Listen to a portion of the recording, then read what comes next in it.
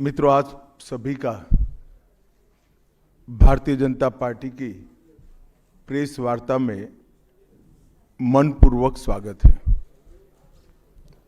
आज 30 दिसंबर का दिन है। हम सभी भारतीयों के लिए गौरव का दिन है। आज ही के दिन 1943 में बंगाल की भूमि के सुपुत्र और देश के महान स्वतंत्रता सेनानी नेताजी सुभाष चंद्र बोस ने पोर्ट ब्लेयर में पहली बार आजाद भारत का झंडा फहराने का काम किया था। तो एक प्रकार से हमारे आजादी के संग्राम का ये बहुत महत्वपूर्ण मकाम था। और इसके कई साल बाद, 8 दशक बाद, आज 30 दिसंबर को जब हम पीछे मुड़ कर देखते हैं तो बंगाल के लिए भी आज से लेकर अप्रैल तक का समय बहुत महत्वपूर्ण समय है।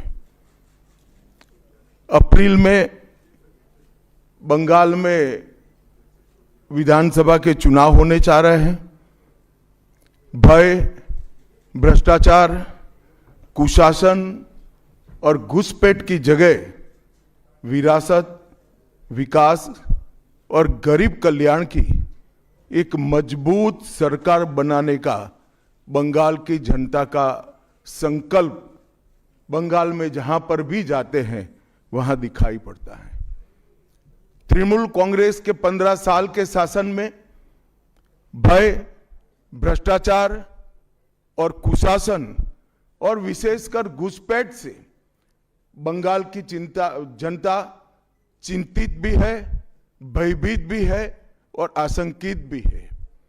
हम भारतीय जनता पार्टी के सभी कार्यकर्ता बंगाल की जनता को आश्वासन भी देना चाहते हैं और वादा भी करना चाहते हैं कि मोदी जी के नेतृत्व में बंगाल में भारतीय जनता पार्टी की सरकार बनने के साथ ही यहां की विरासत को हम पुनर्जीवित करेंगे। विकास की गंगा फिर से बड़ी तेज गति से बहेगी और गरीब कल्याण, जो बंगाल का आज बहुत महत्वपूर्ण मुद्दा बना है, देश भर में जहां जहां एनडीए सरकारें हैं, भाजपा सरकारें हैं, हमने गरीब कल्याण को प्राथमिकता दी है। यहां पर भी गरीब कल्याण को प्राथमिकता दी जाएगी। और इस सब के साथ साथ एक ऐसी मजबूत राष्ट्रीय ग्रिड बनाएंगे जो बंगाल से घुसपैठ को समाप्त कर देंगी। इंसान छोड़ दीजिए, परिंदा भी पैर नहीं मार पाए, इस प्रकार की एक मजबूत ग्रिड की रचना हम करेंगे। और न केवल घुसपैठ रोकेंगे, सारे घुसपैठियों को चुन चुन कर भारत के बाहर निकालने का काम भी भारतीय जनता पार्टी की बंगाल सरकार करेगी। आज ममता बनर्जी के नेतृत्व में भ्रष्टाचार के कारण पूरे बंगाल का विकास एक प्रकार से थम गया है। मोदी जी की सारी लाभकारी योजनाएं जो पूरे देश में गरीबी का उन्मूलन कर रही है, यहां पर टोल सिंडिकेट के भेंट चढ़ चुकी हैं और हर योजना डेड एंड पर पहुंच चुकी है। 14 सालों से भय और भ्रष्टाचार ये बंगाल का पहचान बना हुआ है। बीजेपी सरकार का संकल्प 15 अप्रैल 2026 के बाद जब भाजपा सरकार बनेगी, बंग गौरव, बंग संस्कृति, उसके पुनर्जागरण की हम फिर से शुरुआत करेंगे। और विवेकानंद जी, बंकिम बाबू और गुरुवर टैगोर और श्यामा प्रसाद मुखर्जी के स्वप्न का बंगाल बनाने का हम फिर से एक बार प्रयास करेंगे। और आज मैं फिर से एक बार कहना चाहता हूं, भारतीय जनता पार्टी के लिए ये बंग भूमि बहुत पवित्र और बहुत मायने रखने वाली है, क्योंकि हमारी स्थापना भारतीय जनता पार्टी की स्थापना, भारतीय जनसंघ की स्थापना यही बंग भूमि के बड़े नेता श्यामा प्रसाद मुखर्जी ने की है। भारतीय जनता पार्टी की स्थापना से स्वामी विवेकानंद और बंकिम चंद्र चट्टोपाध्याय, इनका अनुकरण भारतीय जनता पार्टी ने अपने सभी सिद्धांतों के अंदर किया है। मित्रों, आज जब मैं कह रहा हूं कि इस बार 26 के बंगाल के विधानसभा चुनाव में बंगाल में हमारी सरकार बनेगी, इसका मजबूत आधार भी भारतीय जनता पार्टी के पास है। मैं आपको 2014 से 2024 तक के चुनाव के यात्रा के परिणामों को बताना चाहता हूं। 2014 के लोकसभा चुनाव में हमें 17% वोट मिले थे और 2 सीटें मिली। मेरी बात जरा सभी पत्रकार बंधु ध्यान से सुने। 2014 के चुनाव में हमें 17% वोट और 2 सीट मिले थे। 2016 के विधानसभा चुनाव में हमें 10% वोट मिले और विधानसभा की केवल 3 सीटें मिली थी। फिर 14 से 19 के बाद 19 के लोकसभा चुनाव में हमें 41% वोट मिले और 18 सीटें मिली। और 21 के विधानसभा चुनाव में हमें 38 वोट मिले और 77 सीटें मिली। ये बहुत बड़ा अंतर है। जिस पार्टी को केवल 3 सीट मिले थे, वो पार्टी 5 साल के ही अंतराल में 77 सीट प्राप्त करी। और इसका नतीजा देखिए, कांग्रेस, जिसकी एक प्रकार से स्थापना ही बंगाल से शुरू हुई, वो कांग्रेस पार्टी बिग जीरो पर पहुंच गई। और 34 साल तक शासन करने वाला कम्युनिस्ट गठबंधन भी एक भी सीट प्राप्त नहीं कर पाया और हमने मुख्य विपक्ष का स्थान प्राप्त किया। आज शुभेंदु जी मेरे साथ यहां पर बैठे हैं, वो हमारे प्रतिपक्ष के नेता हैं। 24 के चुनाव में भी हमने 39% वोट प्राप्त किया, 12% सीट प्राप्त की, 12 सीटें प्राप्त की। और 26 में हम निश्चित रूप से प्रचंड बहुमत के साथ भारतीय जनता पार्टी की सरकार बनाने वाले हैं। मित्रों, ये 24 से अब तक का समय भारतीय जनता पार्टी के लिए बहुत शुभंकर सिद्ध हुआ है। 24 में लगातार तीसरी बार नरेंद्र मोदी जी इस देश के प्रधानमंत्री बने। उसके बाद महाराष्ट्र में, हरियाणा में, दिल्ली में और अब बिहार में भारतीय जनता पार्टी की सरकारें बनी हैं।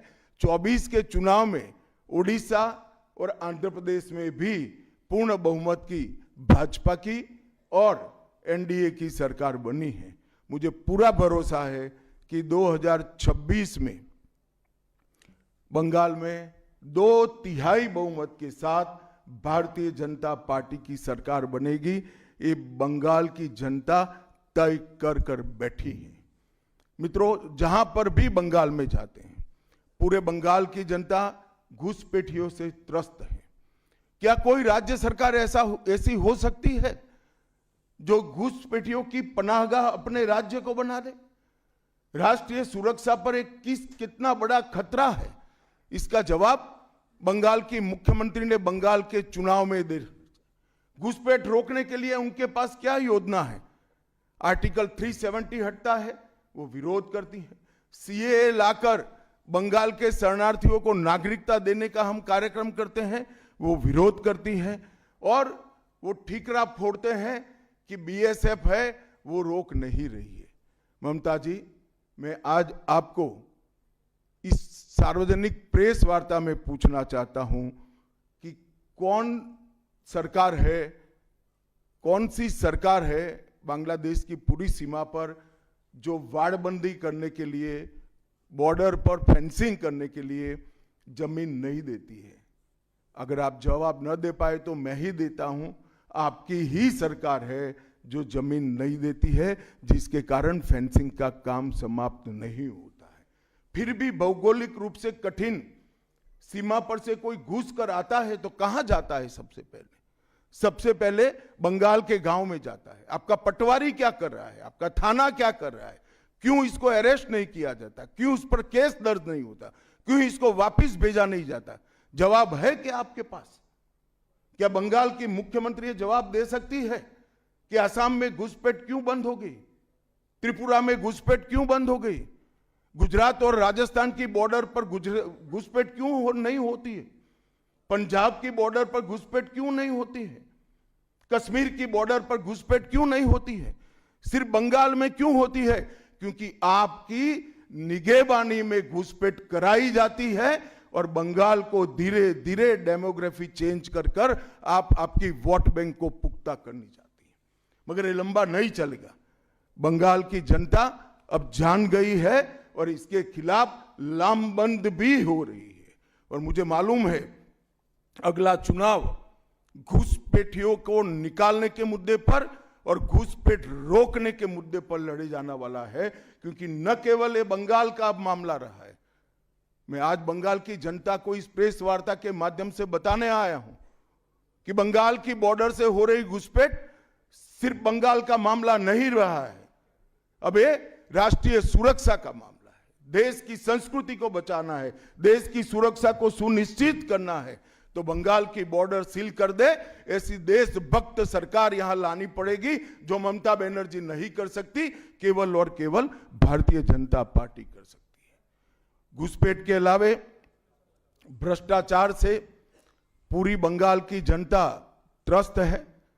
रोजवेली चिटफंड घोटाला, कैश फॉर क्वेरी घोटाला, एसएससी घोटाला, नगर पालिका नगर निगम का भर्ती का घोटाला, गाय तस्करी का घोटाला, राशन पीडीएस का घोटाला, मनरेगा का घोटाला, पीएम आवास का घोटाला, इतने सारे घोटाले हैं कि मैं पूरा लिस्ट पढ़ूंगा तो मेरी प्रेस कॉन्फ्रेंस का पूरा हिस्सा ही उसमें चला जाएगा। अब क्या ममता बनर्जी इस बात का जवाब दे सकती है कि आपके मंत्रियों के ठिकाने पर से 27 करोड़ रुपया मिलता है, जिसको गिनते गिनते नोट गिनने की मशीन भी गर्म होकर बंद हो जाती है? बंगाल जैसे गरीब राज्य के अंदर 27 करोड़, 20 करोड़, 15 करोड़ ये राशि मिल रही है, आपकी कोई अकाउंटेबिलिटी नहीं है।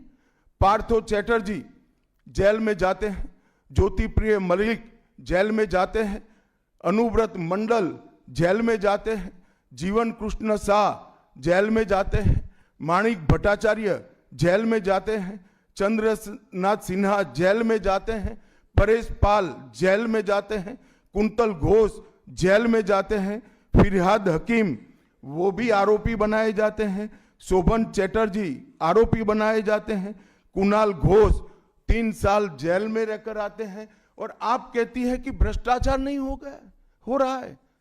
आप आंख मूंद लिए ही हो भ्रष्टाचार के लिए, मगर बंगाल की जनता अपनी आंख बंद कर कर नहीं बैठी है।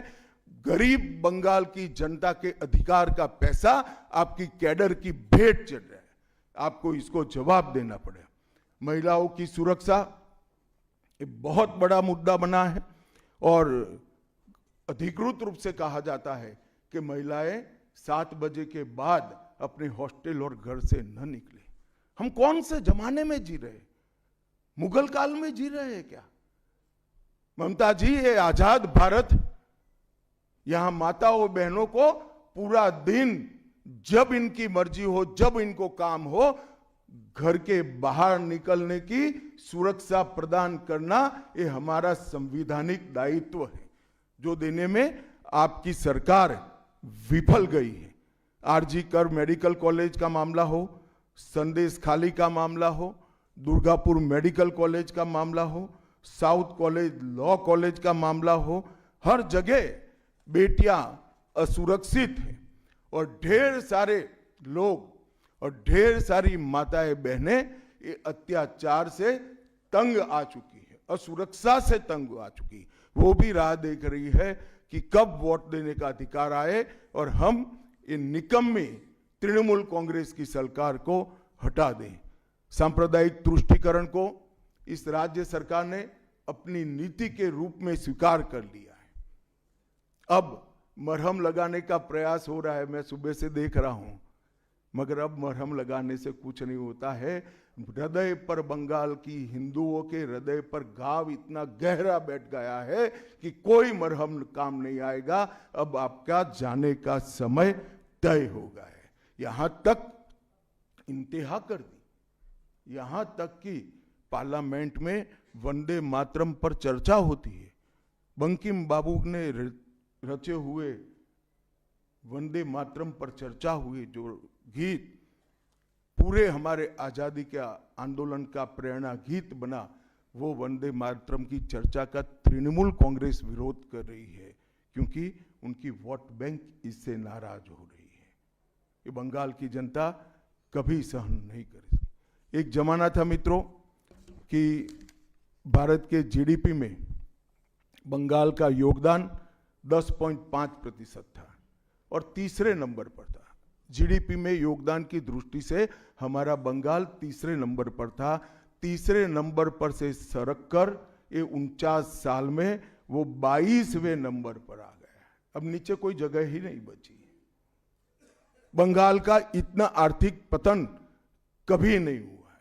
ये कम्युनिस्टों के शासन के पहले, तृणमूल के शासन के पहले प्रति व्यक्ति बंगाल की आय राष्ट्रीय औसत से 127% ज्यादा थी। 127%। देश में नागरिक 100 रुपया कमाता था तो बंगाल में 127 रुपया कमाता था। आज देश का नागरिक 100 रुपया कमाता है तो बंगाल का नागरिक 73 रुपया कमाता है। ममता जी, आपको इसको जवाब देना पड़ेगा। हर प्रकार के उद्योग की शुरुआत एक जमाने में इस सुजलाम सुफलाम भूमि से हुआ था और इसी के आधार पर सोनार बांग्ला की परिकल्पना की जाती थी। वो बंगाल में आज भ्रष्टाचार, घुसपैठ और टोलबाजी के कारण सारी इंडस्ट्री वापिस जा रही है। केंद्र सरकार की योजनाएं लागू करने में उनको अपनी वोट बैंक गंवाने का डर है। पीएम किसान देरी से लागू किया, बंगाल के किसानों का 10,000 करोड़ रुपया चला गया। आयुष्मान भारत आज तक लागू नहीं किया और बहुत आयुष्मान भारत से बहुत एक प्रकार से कमियां वाली स्वास्थ्य साथी की स्कीम लागू की है। मुझे बताइए, कोई बंगाली, बंगाल का नागरिक भारत में कहीं जाता है और बीमार पड़ गया, स्वास्थ्य साथी स्कीम उसको बाहर के अस्पताल में इलाज करवा पाएगी क्या? नहीं करवा पाएगी। क्या गुनाह किया है बंगाल के गरीबों ने? देश भर के गरीबों को 5 लाख तक की पूरे स्वास्थ्य की गारंटी मिल रही है। अरे कई राज्यों ने किया कि केंद्र 5 लाख दे रहा है, उन्होंने और 5 लाख जोड़ दिए। आप केंद्र के 5 लाख इसलिए स्वीकार नहीं करना चाहते हो कि नरेंद्र मोदी से आपको डर है। डर तो ठीक ही है, क्योंकि मोदी जी की लोकप्रियता बंगाल में दिन प्रतिदिन बढ़ती है, मगर इसके कारण गरीबों का आप नुकसान कर रही हो। वो बंगाल के गरीब जरूर। हिंसा और प्रतिशोध की राजनीति, पूरा देश ऐसी आशा करता था कि यहां से कम्युनिस्ट जाने के बाद हिंसा और प्रतिशोध की राजनीति समाप्त हो जाएगी, मगर हुआ उल्टा। इन्होंने तो कम्युनिस्टों को भी अच्छा कहला दिया। मित्रों, अब तक 300 से अधिक भारतीय जनता पार्टी के कार्यकर्ता मारे गए हैं। 21 के चुनाव के बाद लगभग 3000 कार्यकर्ता विस्थापित बनकर आज भी अपने गांव में नहीं लौटे हैं। उनको दबाव बनाया जाता है कि आप तृणमूल का झंडा उठाओ तभी गांवों को रहने देंगे। क्या ये स्वस्थ लोकतंत्र की निशानी है? कोई व्यक्ति अपने किसी राजनीतिक दल में काम करना है, वो स्वतंत्र रूप से तय नहीं कर पाएगा। वो ममता जी मुख्यमंत्री की चैम्बर से तय करेगी क्या? ममता जी, जितना भी प्रताड़ना करना हो करो, बंगाल की जनता अब तय कर कर बैठी है। इन्होंने भाजपा के कार्यकर्ताओं को हर तरह से प्रताड़ित किया, यहां तक कि महिलाओं पर बलात्कार भी किए गए। मैं अपना रिपोर्ट नहीं दे रहा हूं, नेशनल ह्यूमन राइट कमीशन का रिपोर्ट है। इसका भी जवाब ममता जी को देना पड़ेगा। ममता जी ने सारी संवैधानिक औचित्य को समाप्त कर दिया। किसी भी राज्य में प्रधानमंत्री जाते हैं तो वो देश के प्रधानमंत्री होते हैं। कई राज्यों में हमारी सरकार नहीं, कहीं ऐसा व्यवहार नहीं होता। वंदे भारत ट्रेन देने प्रधानमंत्री आते हैं, ममता जी स्टेज पर नहीं जाती हैं। कई प्रकार के भारत सरकार के सुप्रीम कोर्ट के आदेश से बने हुए, मेरी बात ध्यान से सुनिएगा, सुप्रीम कोर्ट के आदेश से बने हुए भारत सरकार के डीओपीटी के रूल्स ये तोड़ देती है, मरोड़ देती है। डीजीपी और मुख्य सचिवों की अपॉइंटमेंट में मनमानी करती है। रिटायर्ड होने के बाद सलाहकार बनाकर प्रॉक्सी डीजीपी और प्रॉक्सी सीएस बैठाने का काम करती है। ये 34 साल कम्युनिस्टों का शासन और 15 साल टीएमसी का शासन, ये केंद्र विरोधी मानसिकता बंगाल की जनता में खड़ा कर हमारी संविधान की स्पिरिट थी, उस स्पिरिट का कंप्लीट इन्होंने अनादर करने का काम किया है।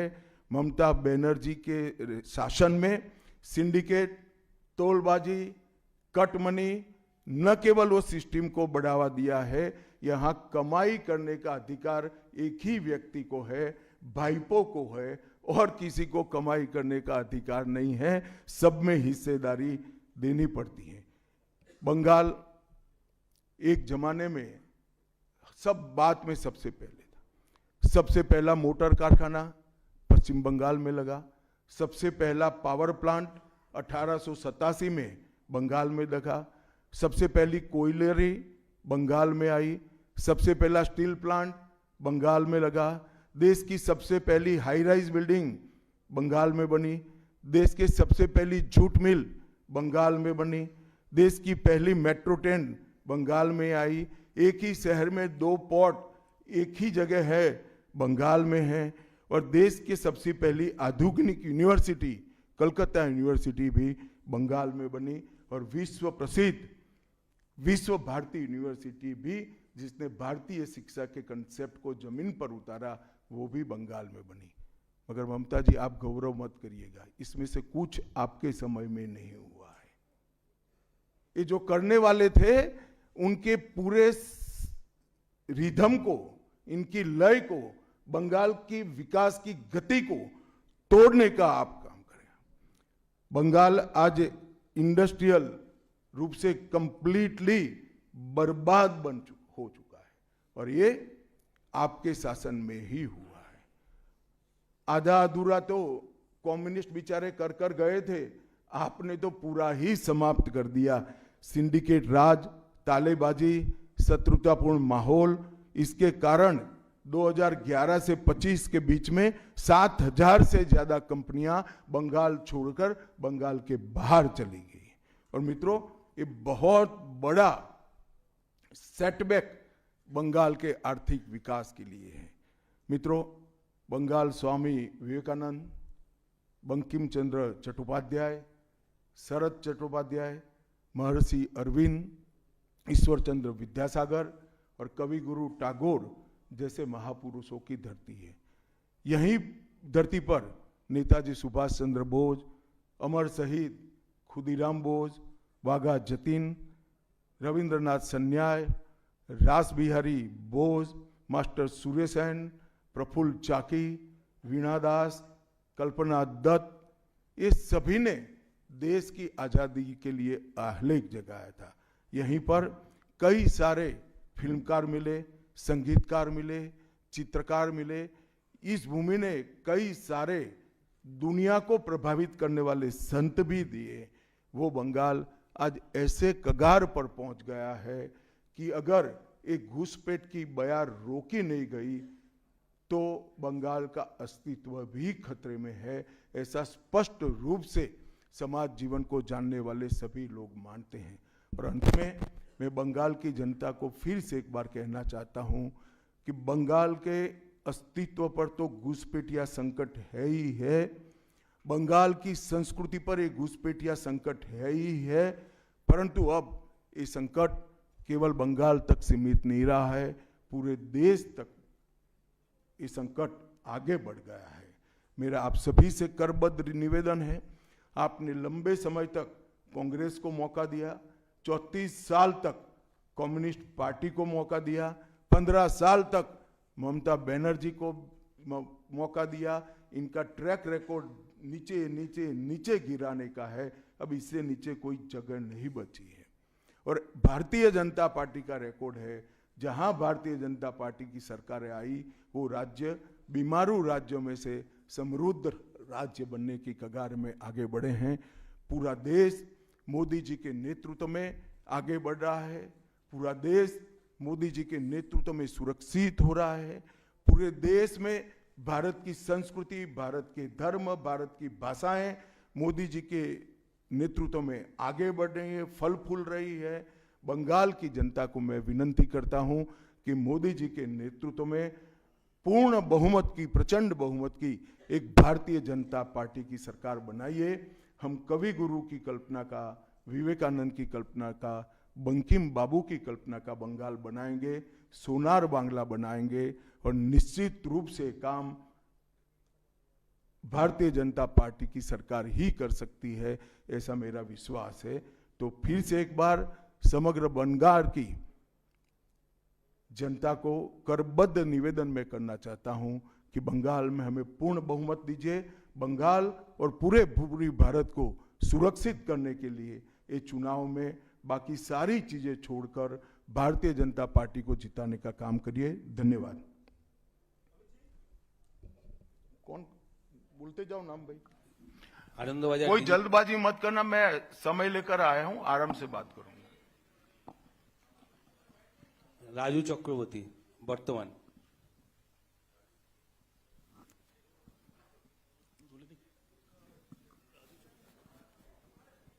चलो भाई, दूसरे कोई खड़े हो जाओ। गृहमंत्री जी नमस्कार, राजू चक्रवर्ती वर्तमान। मेरा दो प्रश्न है। एक करो। अच्छा, 2014 के बाद आप जब पार्टी और एडमिनिस्ट्रेशन में बहुत सारे संस्कार लाए, 75 साल के बाद कोई भी लीडर या फिर मंत्री हो उसको मार्गदर्शक के भूमिका में जाना पड़ता है। तो आपको क्या लगता है अभी हाईएस्ट लेवल पे जो भी है पार्टी या फिर एडमिनिस्ट्रेशन में, वो 75 साल हो गया, उसको अपने आप वानप्रस्थ में जाना चाहिए? चलिए मैं बुलाकर आपको बताऊंगा। तुम बंगाल की चिंता करो भैया, मेरी पार्टी की क्यों चिंता कर रहे हो?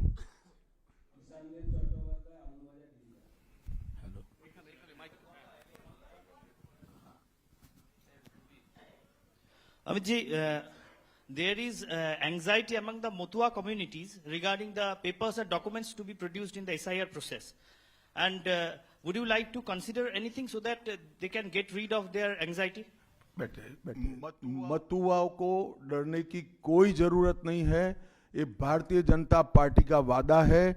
जो शरणार्थी बंगाल में आए हैं वो भारत के नागरिक है, इनका कोई नुकसान नहीं कर सकता, ममता बनर्जी भी नहीं कर सकती। Amit ji, this is Atri Mitra from Indian Express. पिछले कई इलेक्शन में हम लोग देखे हैं कि your ground level organisation was failed to dominate in the day of election with TMC. So is your organization is ready for now in 2020? आपने ध्यान से नहीं देखा है। मैंने इसीलिए पहले भाजपा की विकास यात्रा, भारतीय जनता पार्टी की विकास यात्रा बनाई। हम 3 सीट पर थे, 77 पर पहुंचे हैं और 77 से अब एज अ मुख्य विरोध पक्ष हमारा अधिकार है कि विफल सरकार को उखाड़कर हमें जनता शासन देगी। हम 77 सीट पर ऐसे नहीं पहुंच सकते, 18 सीटें ऐसे नहीं जीत सकते हैं। हमारा काम बूथ तक पहुंच चुका है, इसी के कारण हमें सफलता मिली है। प्रसन्नजीत बख्शी, दूरदर्शन। आप विकास की बात कर रहे थे। हम अलग अलग शहर में जब मेट्रो की बात करते हैं तो हम मेट्रो की सूचना, घोषणा देखते हैं और बाद में 2-3 महीने बाद मेट्रो चढ़ते हैं। लेकिन कोलकाता में हम देखते हैं कि हम बचपन से मेट्रो का काम चलते रहते हैं और खास तौर से मैं जब ऑफिस जाता हूं देखता रहता हूं कि एक जगह है जहां पे मेट्रो का काम आधा अधूरा पिछले कई सालों से है और 2-3 बार हाईकोर्ट का इंटरवेंशन के बावजूद भी वो काम हो नहीं पा रहा है और इसीलिए कई सारे जो यात्री है काफी उसका दिक्कत हो रही है। तो ये जो इस यहाँ पे विकास का काम इस तरह से केंद्र और प्रदेश की खींचतानी में रुकावट देखते हैं, इसमें कैसे इसका इलाज किया जाता है? बैठ जाइए। देखिए, भारत सरकार पूरे देश में इंफ्रास्ट्रक्चर के डेवलपमेंट के लिए बहुत सारे काम कर रही है।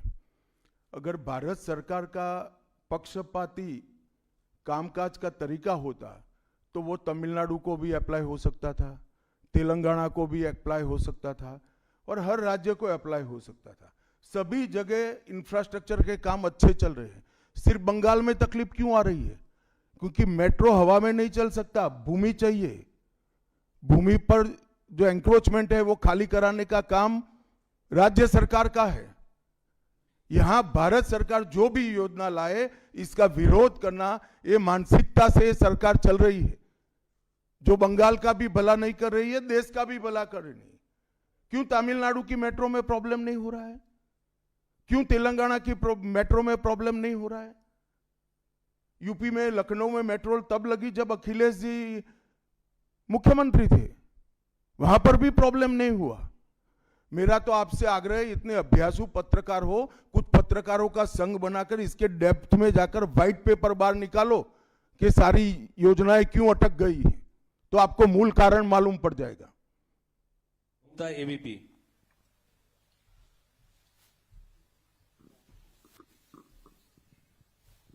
अमित जी, अभी आपने वंदे मातरम की चर्चा का जिक्र किया, लेकिन उसके साथ में जो है एक चर्चा और हुई थी, जी राम जी जो अभी जो कानून की शक्ल ले चुका है, उस दौरान भी जो है ममता बनर्जी और अभिषेक बनर्जी लगातार ये कहते रहे कि सरकार, केंद्र सरकार से फंड ही नहीं आता तो हम विकास कैसे करें, वो फंड रोकना और उसका विरोध किया। देखिए भाई, इनके विरोध को अब देश में कोई गंभीरता से नहीं ले रहा है। अगर कोई एक स्टेटमेंट भारत सरकार करेगी कि भारत देश कोई भी क्षेत्र में सबसे पहले आएगा तो भी ये विरोध करेंगे। विरोध उनका स्वभाव हो चुका है। इनके विरोध को कोई गंभीरता से नहीं ले रहा है, ना जमीन पर इसका कोई विरोध का असर दिख रहा है। लोहिया, एनडीटीवी। गृहमंत्री जी नमस्कार। पहला सवाल यह है कि कई ऐसी केंद्र की स्कीम्स आती हैं जिनको बंगाल में इम्प्लीमेंट नहीं किया जाता है। कहा जाता है कि केंद्र कोऑपरेट नहीं कर रहा है और ये भी कहा जा रहा है कि अगर भारतीय जनता पार्टी की सरकार आई बंगाल में तो जो तृणमूल कांग्रेस की कल्याणकारी स्कीम्स हैं उन्हें रोक दिया जाएगा। आप कैसे देखते हैं इसको?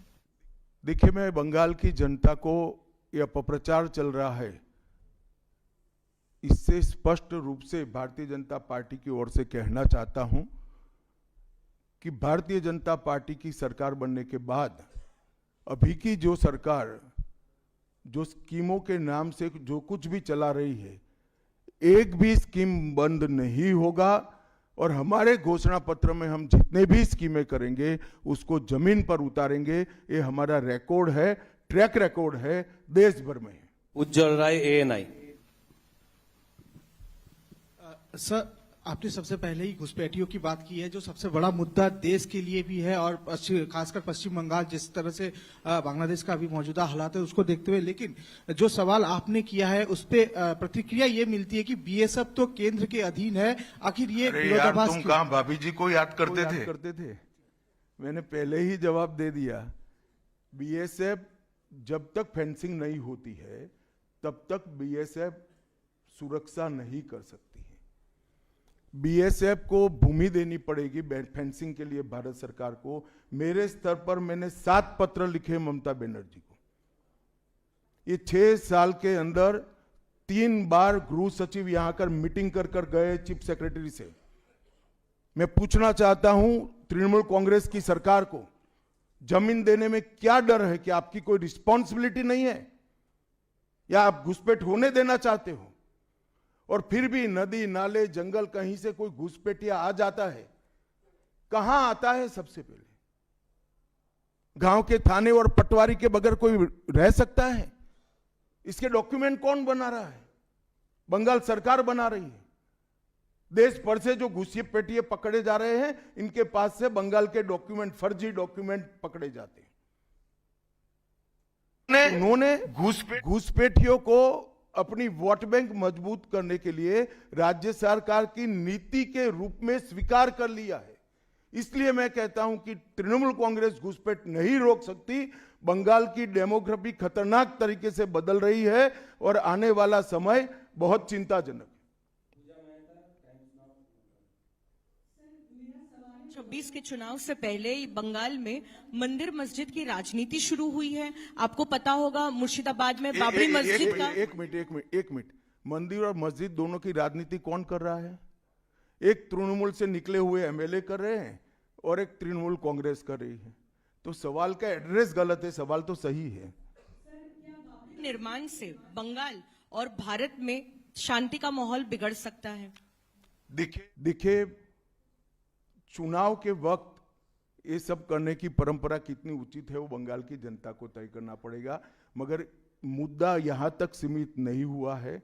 युवाओं की रोजगारी का है, महिलाओं की सुरक्षा का है, घुसपैठ का मुद्दा है, भ्रष्टाचार का मुद्दा है, इंडस्ट्रीज के पलायन का मुद्दा है, गिरते जा रहे इंफ्रास्ट्रक्चर के स्तर का मुद्दा है। ढेर सारे मुद्दे हुए, कहीं से बच नहीं सकते।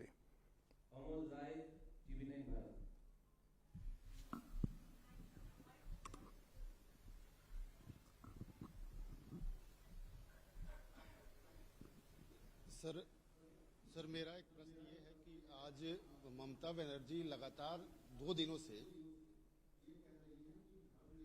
का एक अपना स्वभाव है, लेकिन उनपे जो है तुष्टीकरण का आरोप लगाया जा रहा है और लगातार वो पहले भी मंदिर एक बनवाई है अभी उड़ीसा के तर्ज पे, और दूसरा एक और घोषणा उन्होंने कर दिया महाकाल मंदिर बनाने का। तो चुनाव की दृष्टि से क्या आपको लगता है कि इसका मैं तो भाई किसी भी कारण से मंदिर बनाती है इसका स्वागत करता हूं, मगर बहुत देरी कर दी है उन्होंने।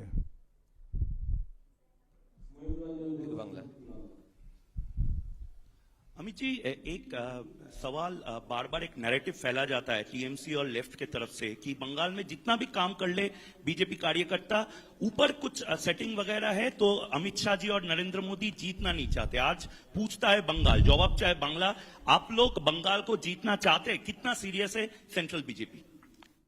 देखिए भाई, मैं यहां आकर प्रेस कर रहा हूं। मोदी जी अभी थोड़े दिन पहले सभा करने के लिए आने के लिए निकले थे, जा नहीं पाए। अब ममता बनर्जी कह रही कि हम उनके साथ हैं। अगर उनको ये भ्रांति फैलानी है तो फैलाएं। भारतीय जनता पार्टी का कोई नेता घुसपैठियों को आश्रय देने वाले के साथ नहीं रह सकता। ये भारतीय जनता पार्टी का सिद्धांत है और हम सब भारतीय जनता पार्टी के कार्यकर्ता से लेके मोदी जी तक कटिबद्ध है कि मूल समेत तृणमूल कांग्रेस की सरकार को हम उखाड़ कर फेंक देंगे।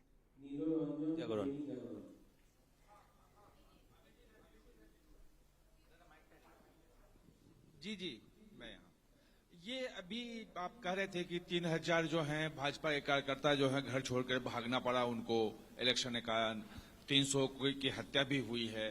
फ्री एंड फेयर इलेक्शन कैसे होगा अगर मतलब लोग जा ही नहीं पाएंगे बूथ पर? तो देखिए, ऐसी ही नीतियां अपनाई थी कम्युनिस्टों ने, मगर सत्ता परिवर्तन हुआ या नहीं हुआ।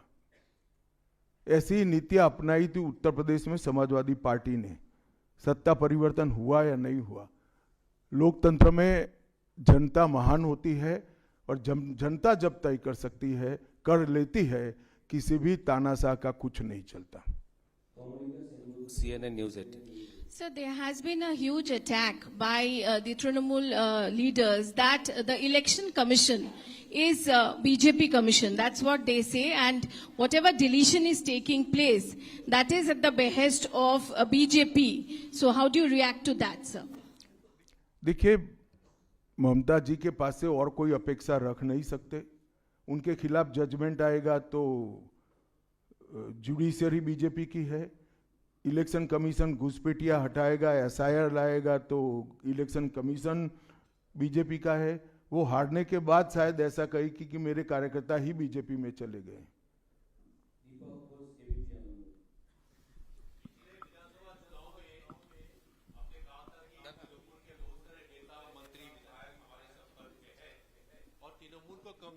मैंने नहीं कहा भैया, ऐसा कभी नहीं कहा। हाँ, आए ही है।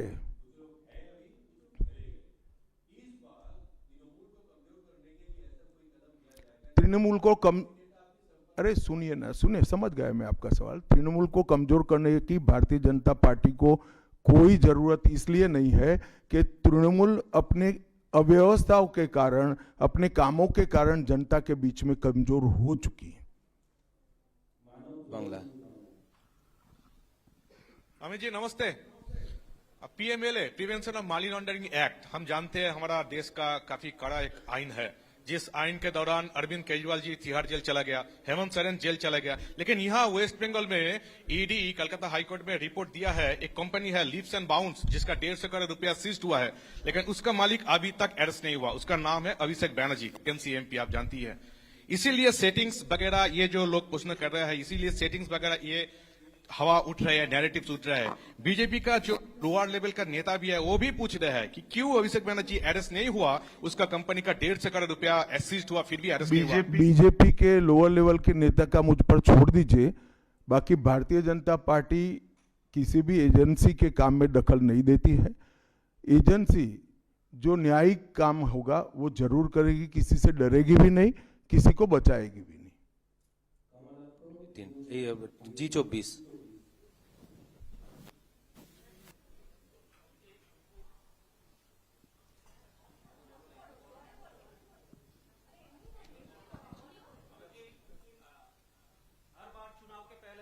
बंगाल आते हैं, अब तक एक टारगेट देते हैं बीजेपी लीडर और सभी को, तो इस साल 26 के चुनाव के पहले सुने नहीं, मैं कहा 2/3 बहुमत के साथ सरकार बनाएंगे, 2/3 मेजोरिटी के साथ सरकार बनाएंगे, तो टारगेट हो ही गया। चलिए धन्यवाद। अब सवाल फैब्रिकेट हो रहे हैं।